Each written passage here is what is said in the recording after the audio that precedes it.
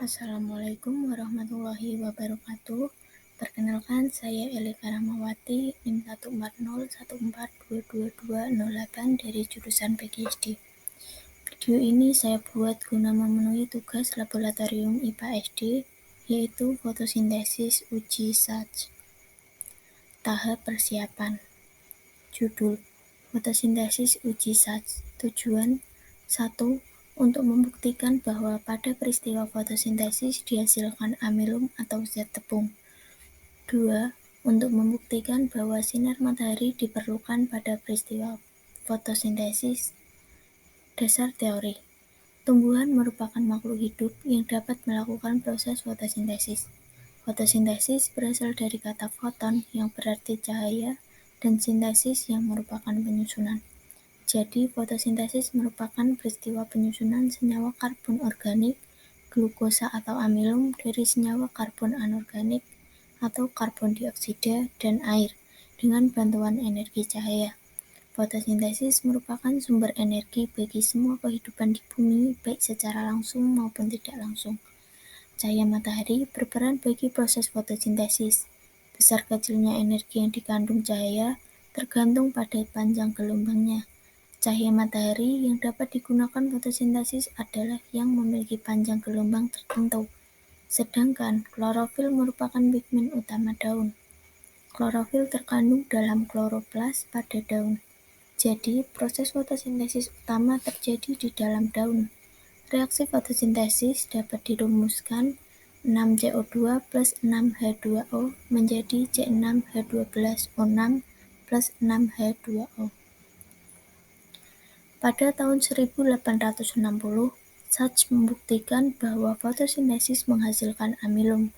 Dalam percobaannya tersebut, ia menggunakan daun segar yang sebagian dibungkus dengan kertas timah, kemudian daun tersebut direbus, dimasukkan ke dalam alkohol, serta ditetesi dengan iodium.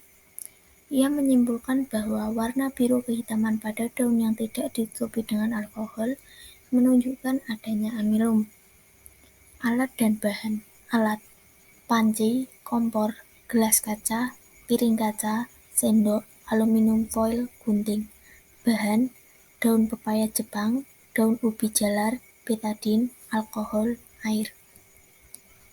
Alat dan bahan yang dibutuhkan. Tahap pelaksanaan. Cara kerja. 1. Siapkan alat dan bahan yang akan digunakan. 2. Persiapkan tanaman segar yang masih hidup. Pilih daun yang akan ditutup rapat dengan aluminium foil seperti daun pepaya Jepang dan daun ubi jalar. 3. Petik daun yang ditutup dan yang dibiarkan terbuka. 4. Gunting kedua daun dengan bentuk yang berbeda. 5. Kemudian lepaskan kertas aluminium foilnya. 6. Rebus kedua daun di dalam air mendidih. 7. Masukkan kedua potongan daun ke dalam gelas kaca yang sudah berisi alkohol 96%, sebanyak setengah dari gelas kaca. 8. Masukkan gelas kaca yang berisi daun dan alkohol ke dalam panci yang berisi air. Panaskan hingga daun tampak berwarna putih pucat. 9. Ambil daun tersebut dan letakkan di dalam piring kaca. 10. Teteskan larutan lugol pada kedua daun, amati perubahan warnanya. Masukkan data ke dalam tabel.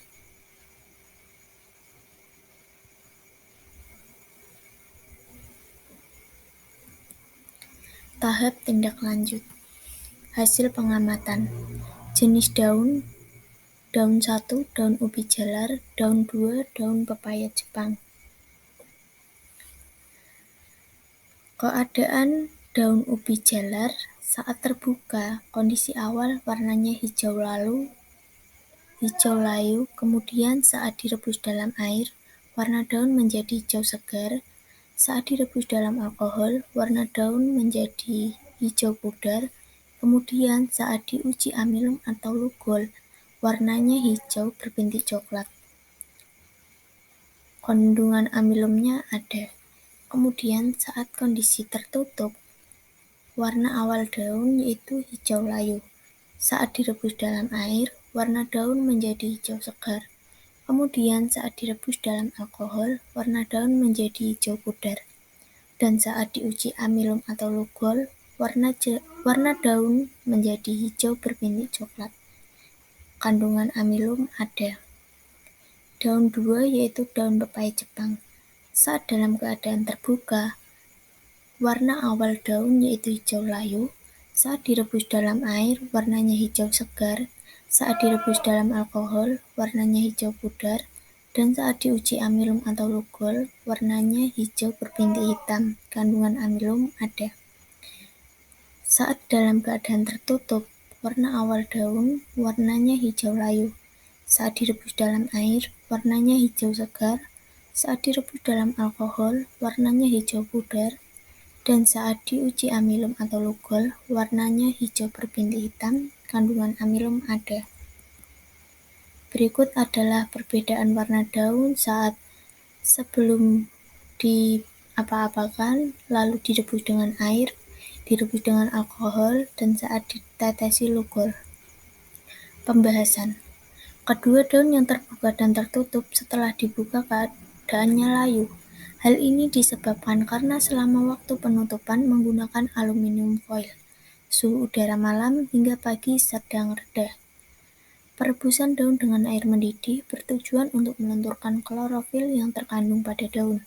Kedua daun setelah direbus berwarna hijau segar dan teksturnya semakin rapuh.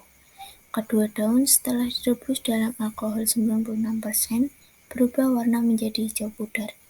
Tujuan daun direbus dalam alkohol panas agar kandungan klorofil dalam daun terlarut, dan pemanasan tidak dilakukan secara langsung. Alkohol direbus karena jika dilakukan secara langsung akan meledak. Saat dilakukan uji lugol, kedua daun tidak langsung berubah warna. Setelah beberapa menit, keduanya baru berubah warna. Maka daun yang masih mengandung karbohidrat adalah daun ubi jalar dan daun pepaya Jepang yang terbuka dan tertutup. Kesimpulan. Matahari sangat berpengaruh terhadap proses fotosintesis tumbuhan. Dengan cahaya matahari, proses fotosintesis berjalan dengan baik, sehingga tumbuhan mampu mengubah CO2, air, dan cahaya matahari menjadi oksigen. Baik, terima kasih. Sekian presentasi dari saya. Kurang lebihnya mohon maaf. Wassalamualaikum warahmatullahi wabarakatuh.